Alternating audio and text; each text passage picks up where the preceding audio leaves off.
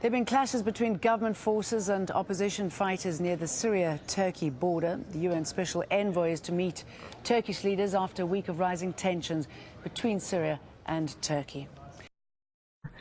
When this checkpoint fell, all the others fell instantly.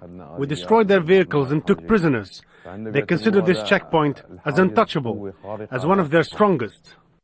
It's part of what seems to be a concerted push by the opposition through an area close to the Turkish border, seizing towns and villages previously under the government's control.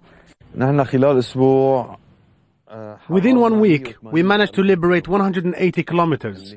We've almost reached Jisr al-Shughur. That town is the Syrian regime's operations hub in the northwest, and the rebels are eager to head there next. It has its own agenda in this conflict. But what is a hard, clear fact is that whatever gains the opposition might be making on the ground, the regime can reverse them just as fast from the air. Stephanie Decker, Al Jazeera. But Assad's government is somehow legitimate and has wide support from Syrians. Well, they do. They certainly do have wide support. They've carried out a reform, right? They've done what the Soviet Communist Party did 20 years ago, what the Chinese Communist Party may soon do, which is to write themselves out of a permanent hold on power. The Ba'ath Party is no longer automatically the governing party. They've had a multi-party election, a modest beginning, but an important step in the right direction.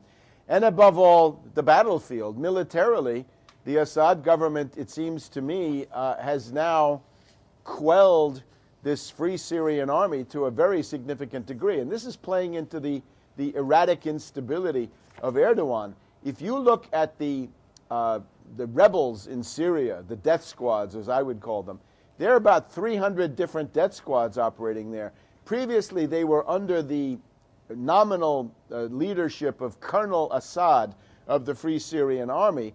But as even some of the Qatar television people are now telling us, the Free Syrian Army, the death squads, have broken into 3 separate camps. One of them is run by a cleric who seems to be an obvious asset for Saudi Arabia. So the Syrian National Council has broken up. The main people have quit it. That we don't seem to hear anything more about them, although they're probably living in hotels somewhere. But the Free Syrian Army has now shattered itself.